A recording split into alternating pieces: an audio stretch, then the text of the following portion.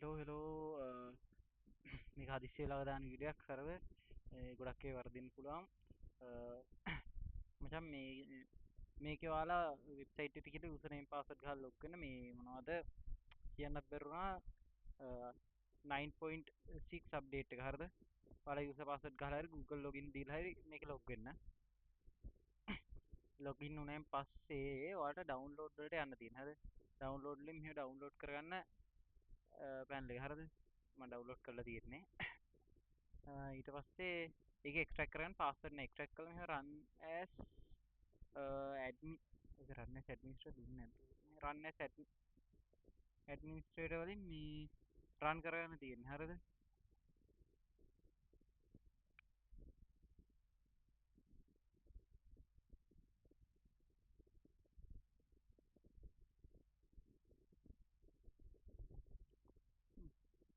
ඊට පස්සේ login වෙන්න. හරිද?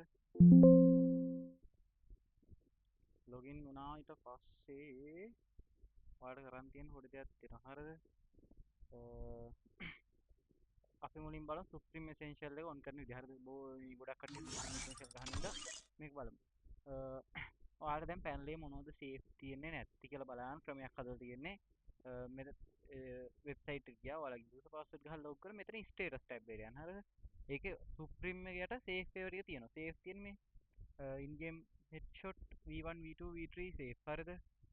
ස්නයිපර් වල sniper low scope high mid ඒ තුන safe. ESP ඔක්කොම safe. ඒක safe. හරිද? ඊපස්සේ දැන් අපි යන් මේකට. ඒකට ගිහිල්ලා මෙහෙම මේ ටික on කරගන්න. හරිද? මම මේ තුනෙන් ඕනයක් on කරගන්න එක ප්‍රශ්නයක් නැහැ. V1 හෝ V2 V3 කැමතියක් on කරගන්න. හරිද?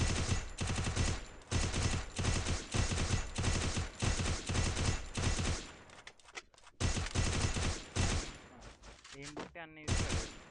ඊට පස්සේ ස්නයිපර් වල අරක තිබ්බ විදිහට ස්කෝප් එක ගහන්න පුළුවන්. දැන්ට මේ තුනෙන් ඕනයක් ගහන්න පුළුවන්.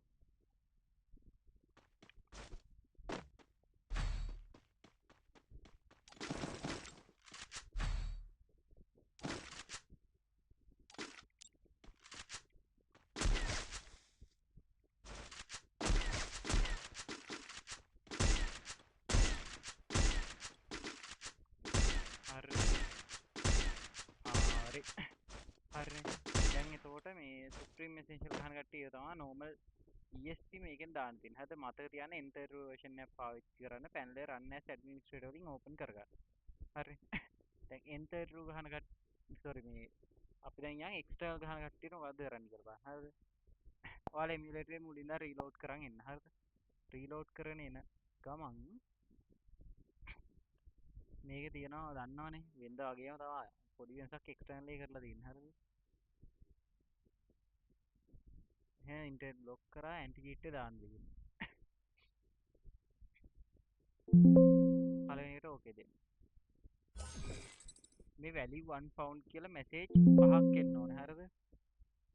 1 value pound කියන message එකෙන් පහක් ආවොත් තමයි හරියට ඔන්නලා තියෙන්නේ.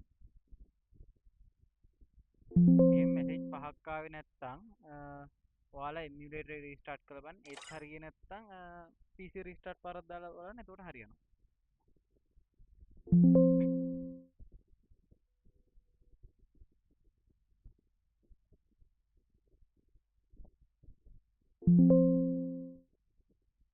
හරි anti cheat enable කරනවා. හරිද?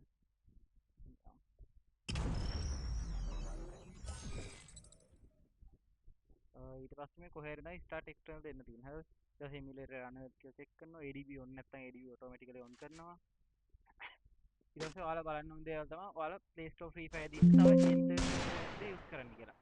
මේ පොඩ්ඩක් මෙන්න මේක කියවලා මේක විදිහට පුළුවන් නම් ගහන්න. එතකොට කිසි ප්‍රශ්නයක් වෙන්නේ නැහැ. හරිද?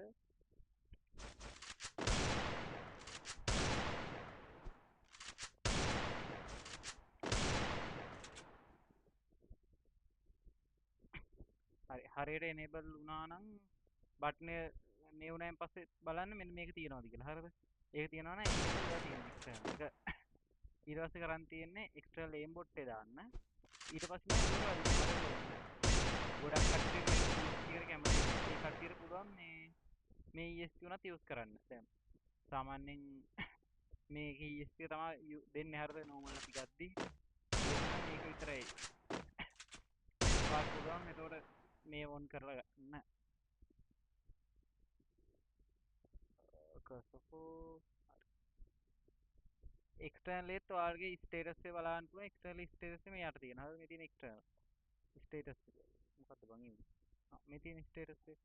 එක්ස්ටර්නල් එකේ තාම නෝ රිකෝල් එක නෑ. දන්නවනේ ඉතින් තියෙනවා. ස්ට්‍රීම් මොඩ් එකේදී මේව පෙන්වන්නේ නැහැ.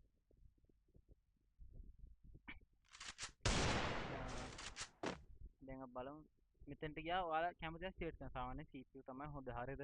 CPU එක දාලා මෙතන අල්ට්‍රා දාන්න. අල්ට්‍රා දැම්මම ඔයාගේ performance එක එක්ස්ටර්නල් එකට උඩරිම ඇදලා ඔයාගේ ලැග් එක අඩු කරන එක කරන්නේ. හරිද?